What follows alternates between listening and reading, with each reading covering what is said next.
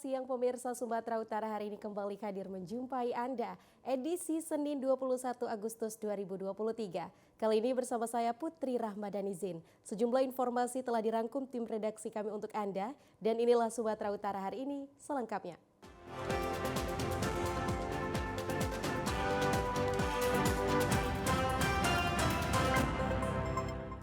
Pemirsa, di informasi pertama, 11 orang warga negara asing asal Australia selamat pada kecelakaan kapal laut yang terjadi di perbatasan Nias Utara dengan Aceh Singkil yang terjadi pekan lalu.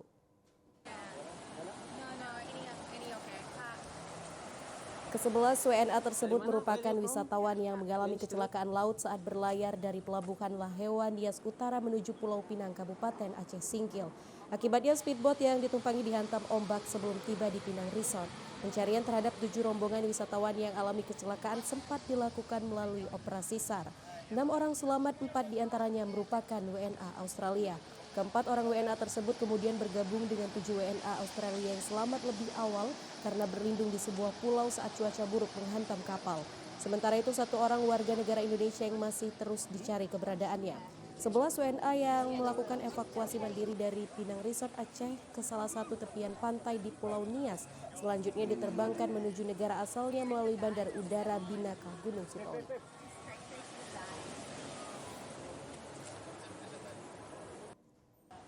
Para WNA itu sudah menyeberang ke Pulau Nias untuk kembali ke negara masing-masing. Infonya siang ini mereka akan terbang ke negara masing-masing. Untuk evakuasinya masih berjalan terhadap WNI yang masih tersisa 1 orang lagi, masih dilakukan pencarian. Kami kemarin menyerahkan semuanya ke pihak pengelola resort yang ada di Pulau Pinang. Kemudian kami tetap melanjutkan pencarian terhadap yang warga negara 1 orang lagi, warga negara Indonesia.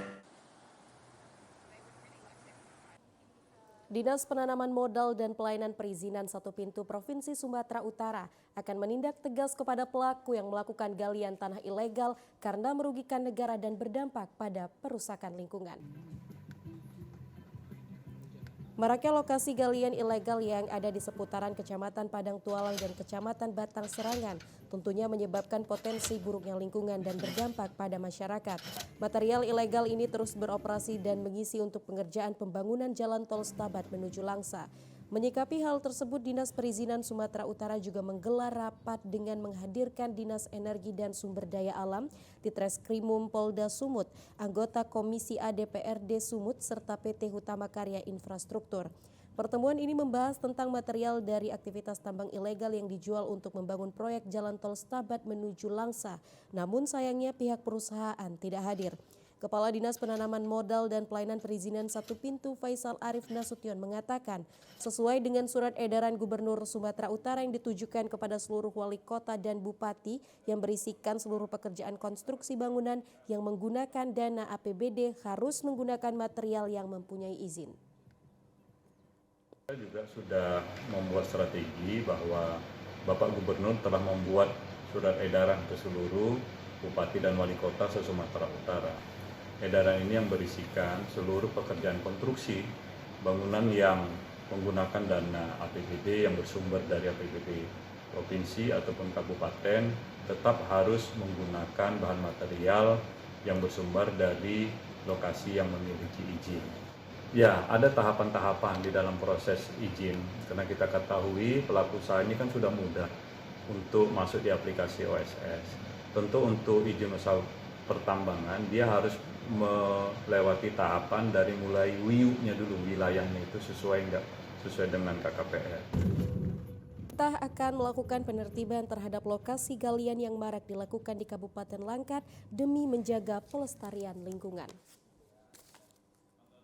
Ketua Komisi 1 DPR RI Mutia Hafid didampingi Kepala Stasiun TVRI Sumatera Utara Tahrizal turut memeriahkan event pengenalan stasiun digitalisasi pertelevisian Indonesia di Kelurahan Martubung, Kecamatan Labuhan Deli di lapangan warna-warni Sabtu lalu di Medan. Digelarnya kegiatan ini turut berperan aktif melakukan perubahan TV digitalisasi melalui program-program yang tersaji di hati masyarakat. Saat ini teknologi mengalami kemajuan seiring dengan perkembangan zaman. kemajuan teknologi sudah tidak dapat dipisahkan dari kehidupan masyarakat. Dengan adanya teknologi, masyarakat menjadi lebih mudah dan cepat mendapatkan informasi. Ketua Komisi DPR RI sekaligus caleg dari Partai Golkar Dapil 1 Sumut, Mutia Hafid mengatakan, event yang diselenggarakan pada Minggu malam 20 Agustus 2023 dimeriahkan dengan artis ibu kota dan kota madya Medan bersama musisi lainnya.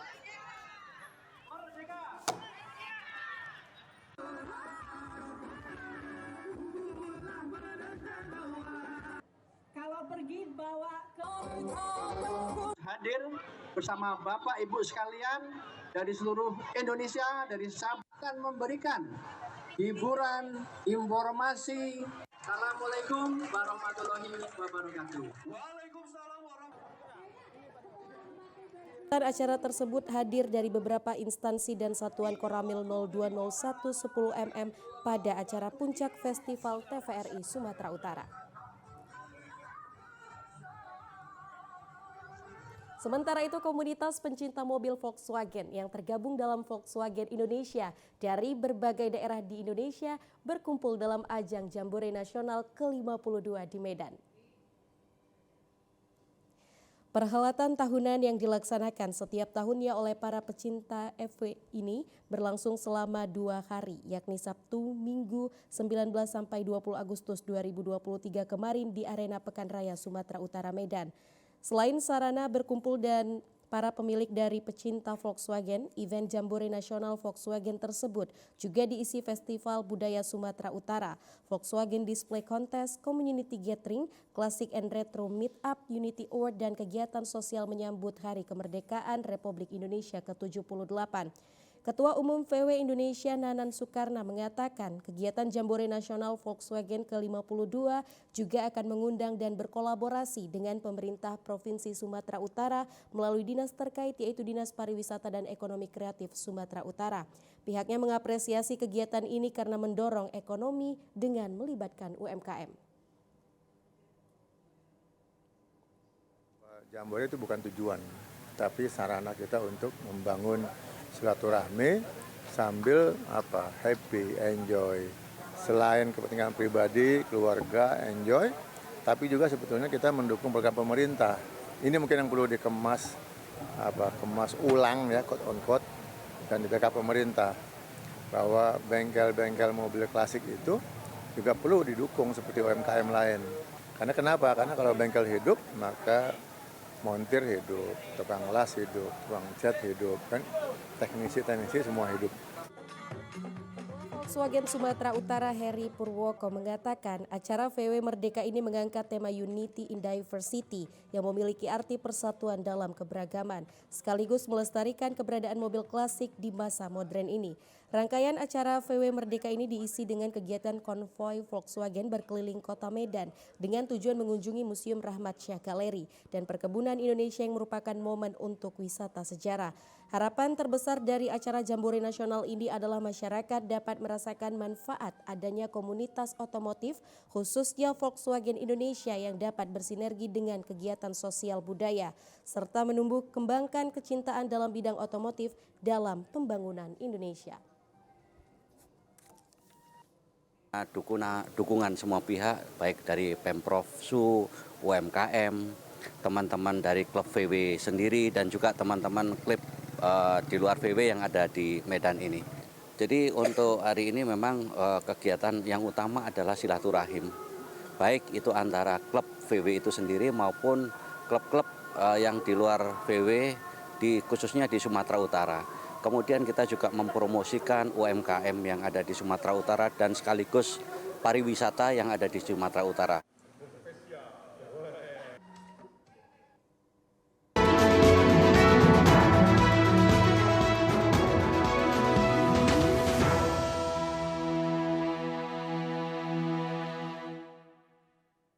Ya pemirsa, kita beralih ke informasi seputar pemilu. Komisi Pemilihan Umum Daerah KPUD Deli Serdang menyatakan dari 845 bakal calon legislatif, bacalek sebanyak 81 bacalek tidak memenuhi syarat.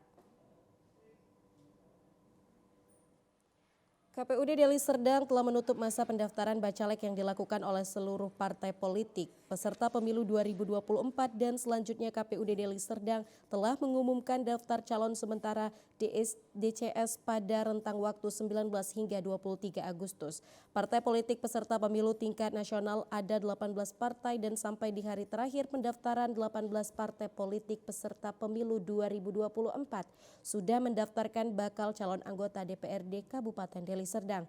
Komisioner KPUD Deli Serdang Divisi Teknis dan Penyelenggaraan Pemilu Ziaul Haq Siregar mengatakan pihak KPUD Deli Serdang sudah menetapkan DCS Bacalek DPRD Kabupaten Deli Serdang pada 18 Agustus dan sudah mengumumkan pada 19 Agustus 2023 di media cetak ataupun media elektronik. Daftar calon sementara yang memenuhi syarat sebanyak 764 dari 18 partai politik yang ada di Deli Serdang. Total awal pengajuan sebanyak 868, kemudian dilakukan pencermatan, kemudian berkurang menjadi 845 bacalek. Dari 845 ini dilakukan verifikasi administrasi dan tidak memenuhi syarat sebanyak 81 bacalek. Partai yang tidak memenuhi syarat adalah Partai Kebangkitan Nusantara sebanyak 40 bacalek, Partai Garda Republik Indonesia sebanyak 17 caleg, Partai Bulan Bintang sebanyak 15 bacalek, sementara Partai Umat dan Partai Gelombang Republik Indonesia sama-sama 3 bacalek. Partai Hati Nurani Rakyat sebanyak 2 bacalek dan terakhir Partai Buruh 1 bacalek. Sementara partai lainnya memenuhi persyaratan pendaftaran bacalek sesuai dengan jumlah bacalek yang telah diajukan. Masyarakat ini kalau ada misalnya bakal calon yang sudah kita umumkan ini berdasarkan hasil tanggapan masyarakat ya, akhirnya tidak memenuhi syarat itu bisa diganti oleh partai politik tersebut.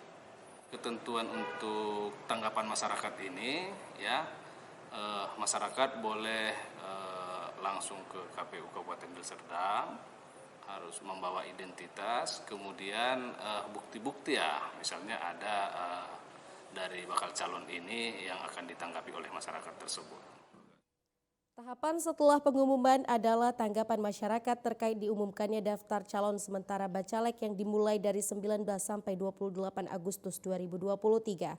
Pengajuan calon pengganti sementara pasca masuknya dan tanggapan masyarakat dimulai dari 14 September sampai 20 September 2023.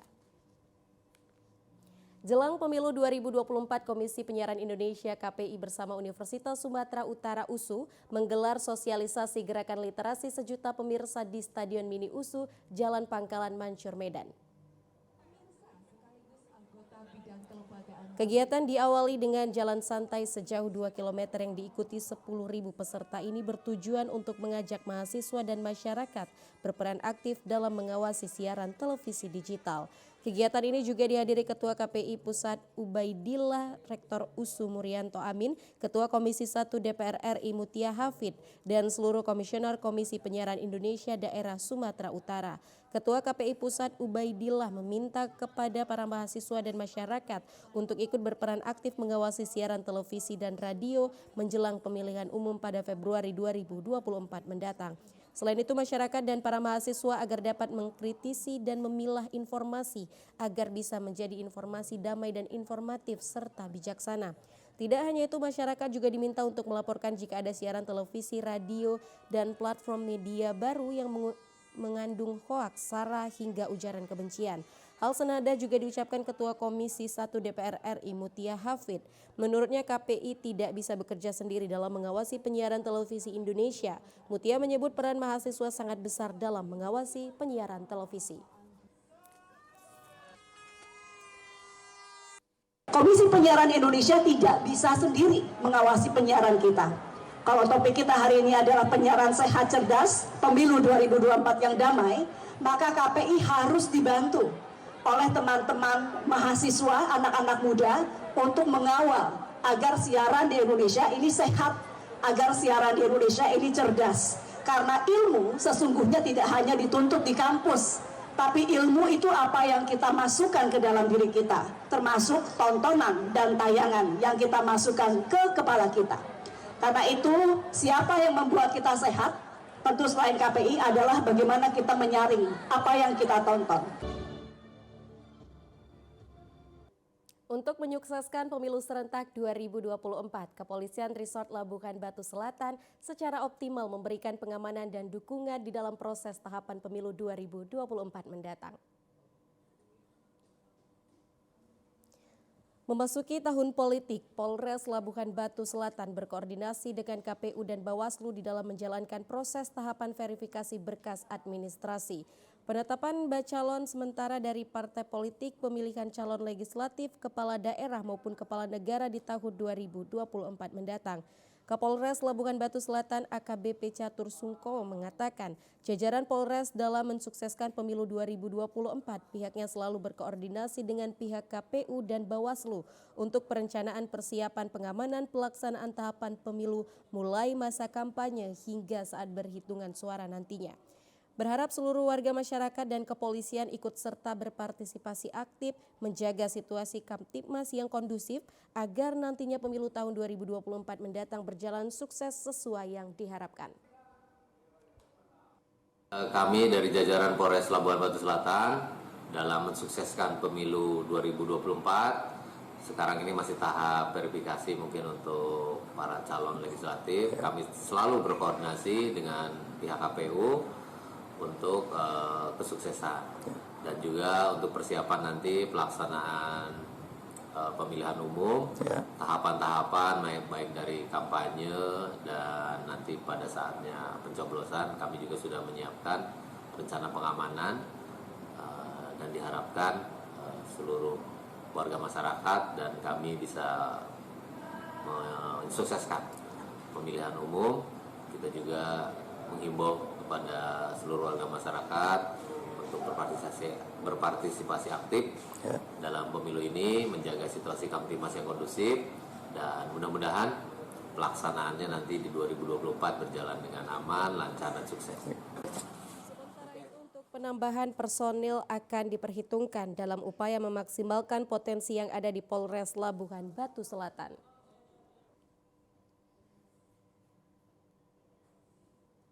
Pemirsa, sebanyak 500 personil TNI dari Kodim 0212 Tapanuli Selatan bertugas dalam pengamanan pemilihan kepala desa serentak di Mandailing Natal.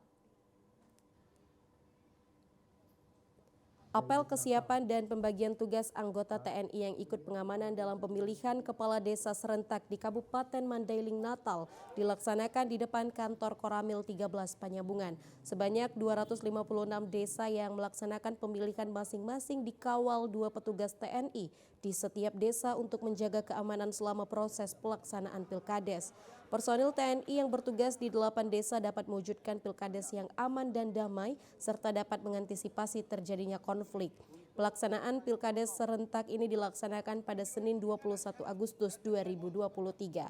Dandim 0212 TS Amrizal Nasution berharap semua personil agar bertugas melaksanakan semua prosedur yang sudah ditetapkan. Untuk pengamanan Pilkades ini kita melibatkan 500 personil Kodim yang akan kita sebarkan di tiap-tiap desa yang melaksanakan Pilkades. Tetapi yang apel di sini ini merupakan personil yang dari Koramil lain yang tidak terlibat wilayahnya. Untuk personil yang sudah ada di wilayah Madinah ini, mereka sudah masuk di posisinya masing-masing. Jadi ini hanya sebagian personil yang kita gelar, untuk sisanya sudah berada di lokasi. Termasuk juga personil kita mungkin yang sifatnya tertutup. Pengamanan pelaksanaan Pilkades ini dilaksanakan personel TNI sampai penyerahan kotak dan surat suara ke kantor camat masing-masing.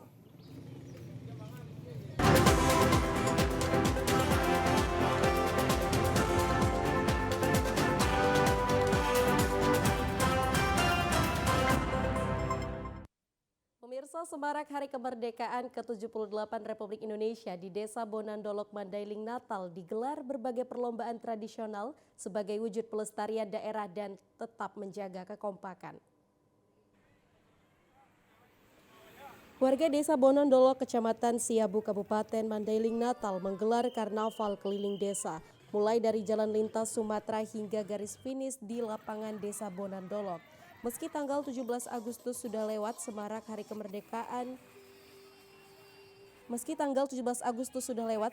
Kemerdekaan ke-78 Republik Indonesia tak kalah meriahnya yang ditampilkan masyarakat Bonandolok, baik dari kalangan orang tua, remaja dan anak-anak untuk berkreasi menampilkan berbagai atraksi detik-detik proklamasi kemerdekaan.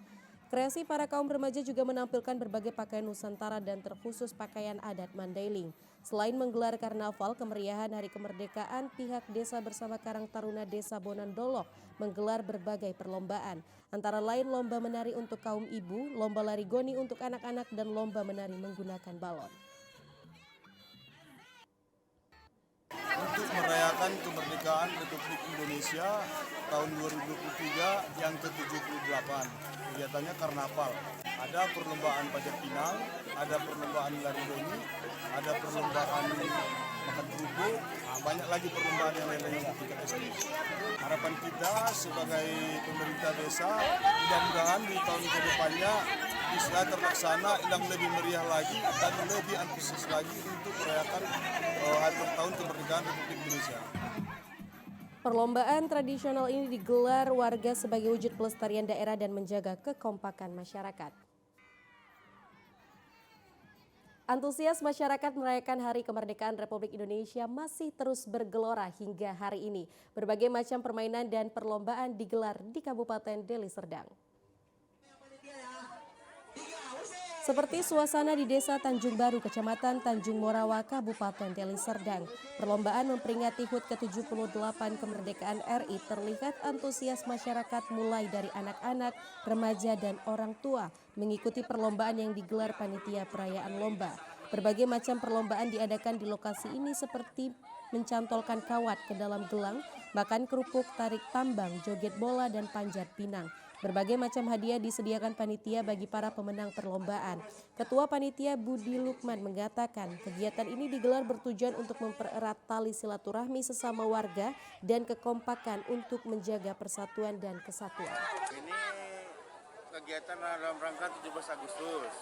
Kami dari warga memperingatinya dengan mengadakan perlombaan untuk anak-anak, remaja, dewasa, dan emak-emak. Nah, ini kita hari ini mengadakan tali tambang untuk bapak-bapak dan remaja. Semoga semua warga semakin solid dan semakin bapak.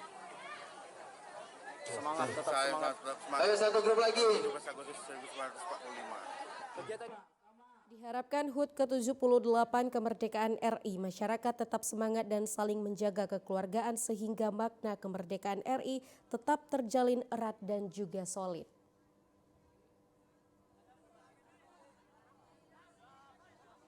Pemirsa, tahukah Anda ruang terbuka hijau RTH berfungsi sebagai paru-paru kota dikarenakan seluruh tumbuhan yang ada pada RTH dapat menyerap karbon dioksida yang menghasilkan oksigen sekaligus dapat menurunkan suhu udara.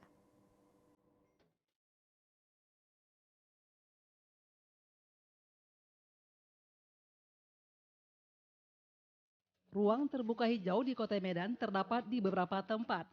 Sesuai dengan peraturan pemerintah ATRK BPN nomor 14 tahun 2022, di mana setiap kota harus memiliki 20% ruang terbuka hijau dari luas wilayahnya. Untuk mencapai misi nol emisi karbon, maka pemerintah daerah berkewajiban menyediakan ruang terbuka hijau yang berkualitas.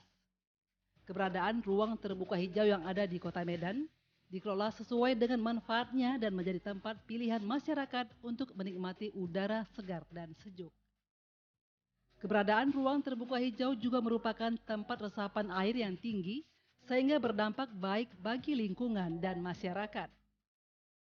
Untuk membuat RTH menjadi tempat yang menyenangkan, pemerintah juga melengkapi berbagai sarana yang ramah terhadap anak dan orang dewasa.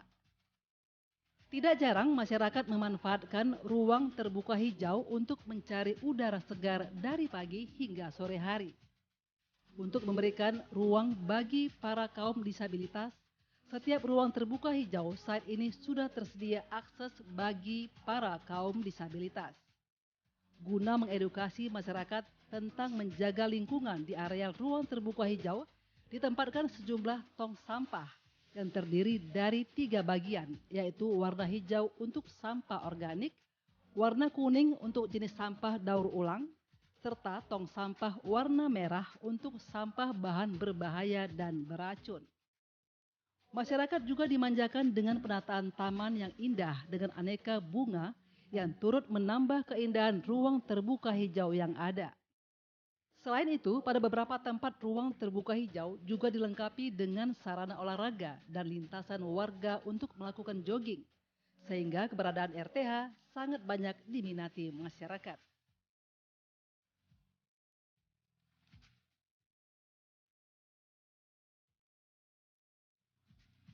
Pemerintah yang menjadi pengelola ruang terbuka hijau selalu berinovasi untuk menjadikan RTH semakin indah dan memiliki daya tarik sebagai penambah keindahan kota.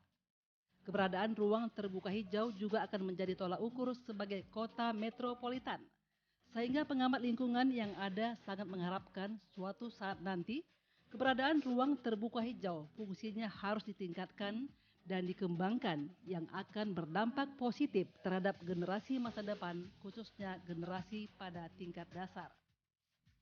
Jika belajar dari negara maju. Ya pemirsa, informasi tadi sekaligus menutup perjumpaan kita di Sumatera Utara hari ini. Mewakili seluruh kerabat kerja yang bertugas, saya Putri Rahmadanizin. Terima kasih atas perhatian Anda, selamat siang dan sampai jumpa.